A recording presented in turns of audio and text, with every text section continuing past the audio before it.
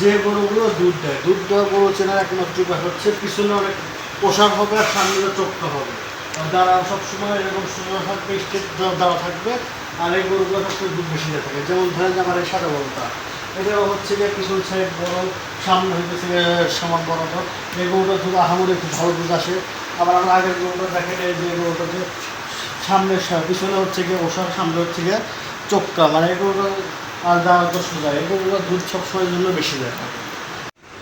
আমি অনেক স্বপ্ন নিয়ে খামারটা শুরু করছিলাম। এখন যখন খামার শুরু করি তখন আমার গরু ছিল দুইটা, এখন দুইটা গরু ছিল। এখন সেখান থেকে আমি ধীরে ধীরে গরু বাড়াইছি, এখনও মনের মতন খামার হয় না, যদিও ধীরে ধীরে বড় হচ্ছে, কিন্তু মনের মতন হয় না। এখন চেষ্টা করতেছি যেন মনের মতন খামার করতে পারি, অন্য একটা জায়গায় শেষ করতে পারি।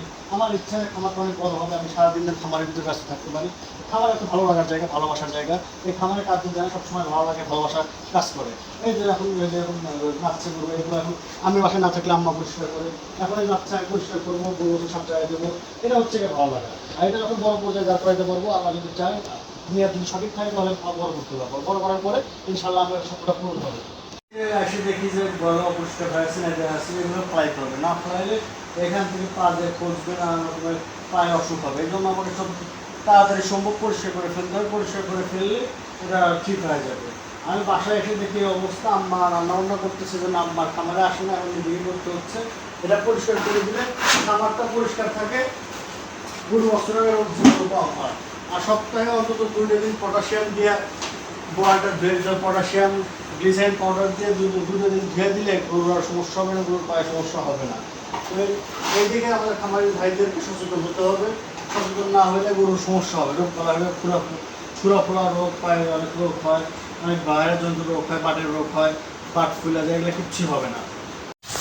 আজকে প্রচুর পরিমাণে গরম পড়ছে, গরমের জন্য এখন গরু বছরের সাতটায় দিচ্ছি, সাতটায় না দিলে গরু গা হাঁপায় সমস্যা হয়ে যায়। এই জন্য ডেলি আমরা গরু সপ্তাহে যে সাতটায় গরু কি একটা ময়লা পানি বাইরে করছে, এটা সাতটায় দিতে হবে। প্রতিদিন সাতটায় দিলে গরু গা ঠান্ডা থাকবে, কোনো ধরনের সমস্যা হবে না, গায়ে হাঁপানি টাপানি এগুলো কোনো সমস্যা পায় না।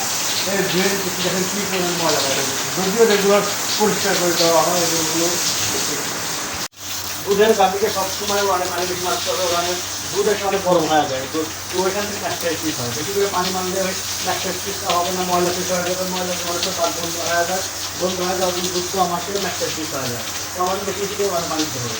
আমার খামারের সবথেকে শান্ত গরু হচ্ছে এটা, এতে কোনো রকম সমস্যা নেই।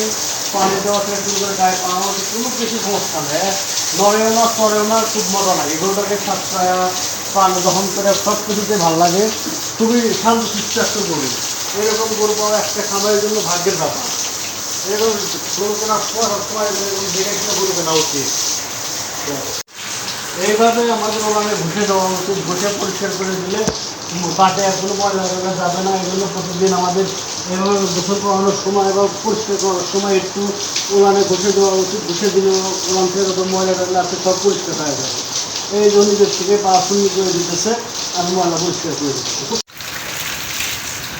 এইভাবে পানি দিয়ে খুব শান্তশিষ্ট থাকে, খুব শান্ত, খুবই ভালো লাগে। পানি দিচ্ছি, গা ঠান্ডা হয়ে যাবে, একটু ফ্যান দিলেও গা জুড়ে হয়ে যাবে, সারাদিন ফ্যানের দরকার হবে না, এরকম একদম শান্ত হয়ে থাকবে গরু।